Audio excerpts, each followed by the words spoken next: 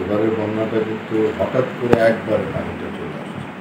মানুষ যে নিজের সম্পদগুলোকে বাঁচাতে পারবে সেই সময়টাও কিন্তু পায়নি।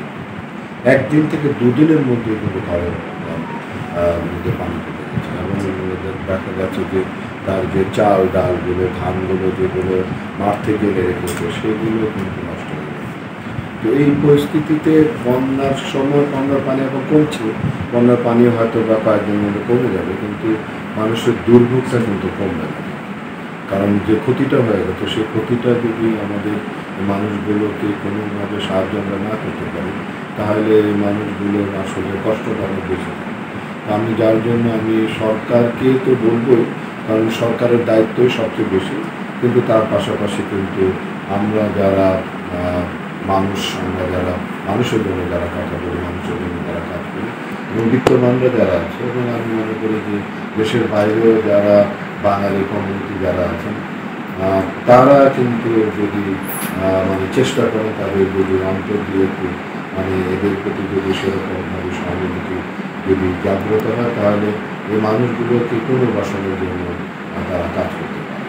কারণ আমি আজকে এমনও জায়গায় টান দিয়েছি যেখানে মানে মানে মাটি কোথাও দেখিনি, নৌকা নিয়ে এসছে, নৌকা থেকে নৌকা আমার নৌকা থেকে আরেক নৌকায় আমি টান দিয়েছি। তো এই অবস্থা মানে আছে। তো এই অবস্থার মধ্যে মানুষগুলো আসলে মানে কর্মহীন এবং যা ছিল সেগুলো নষ্ট হয়ে গেছে, রান্না করার মতো কিন্তু জায়গা নাই। একটা মানুষ মারা গেলে যে কবর দিবে সেটারও জায়গা নেই। তো এমনকি যে মসজিদ যেগুলো স্কুল যেগুলো সবই কিন্তু সবই ডুবে। তো সেই জায়গায় আমি মনে করি যে আমাদের এই ত্রাণ কার্যক্রম মানুষের পাশে দাঁড়ানো এটা মানে বন্যার পরবর্তী সময় পথে থাকবে না হলে মানে মানে অসুখ বিসুখ নানান রকমের যে প্রবলেমগুলো সেগুলো কিন্তু মানে ভয়াবহ রূপ। এটা তো মানে আসলে বলা যাবে না যে কতটুকু করতে পেরেছি, সাধ্য যতটুকু করেছি। মানে আমার নিজের সামর্থ্য, শিল্পীদের সামর্থ্য, শিল্পী সমিতির সামর্থ্য মাধ্যমে শিল্পী সমিতি যেহেতু আমি সভাপতি, আমি চেষ্টা করছি শিল্পীদের মাধ্যমেও ত্রাণের কার্যক্রম পরিচালনা এবং আমি যেহেতু নিরাপদ সড়কের চেয়ারম্যান সেইভাবে আমি নিরাপদ সড়কের মাধ্যমে আমি চেষ্টা করি।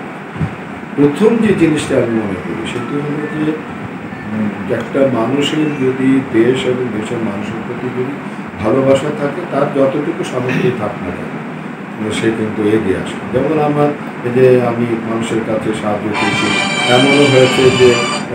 এমনও হয়েছে যে মানুষ 10 টাকাও বিকাশ। তো এই যে এটা কিন্তু খারাপ চোখে দেখলে না, একটা গরিব মানুষের মনে করেছে যে 10 টাকা যদি আমি বন্যার্থদের পাশে দাঁড়াতে পারি অসুবিধা নেই। তো সেই জায়গায় এরকমই আমি বলবো যে দেশ এবং দেশের মানুষের প্রতি কতটুকু আপনার দরদ আছে আর আপনার সামর্থ্য কতটুকু আছে, সেই সামর্থ্য দিয়ে যতটুকুই করবে সেটি আপনার সড়কের অনেক জায়গায় অনেক ক্ষতিগ্রস্ত হয়েছে। তো সেই জায়গাগুলো আসলে সড়কের একটা মানে নিয়ম আছে, নিয়মটা হলো যে একটু জায়গা যদি ভেঙে যায় তাহলে এই রূপে গাড়ি চড়তে চড়তে আরও বেশি এটা ক্ষতিগ্রস্ত হয়। তো একটু ভাঙার সঙ্গে সঙ্গে এটাকে যদি মানে ট্রিটমেন্ট করা যায়, এটাকে যদি মানে ঠিক করে দেওয়া যায় ওই ভাঙা জায়গাটুকু, তখন কিন্তু ক্ষতি কম হয়। তো আমি বলবো যে যার যার সড়ক আর কি, সড়ক কিন্তু এক একজনের এক এক সড়ক এক একজন মালিক, কোনোটা হলো যে রোডস অ্যান্ড হাইওয়ে মালিক, কোনোটা হলো এলজিইডি স্থানীয় সরকার, কোনোটা হলো যে আপনার সিটি কর্পোরেশন।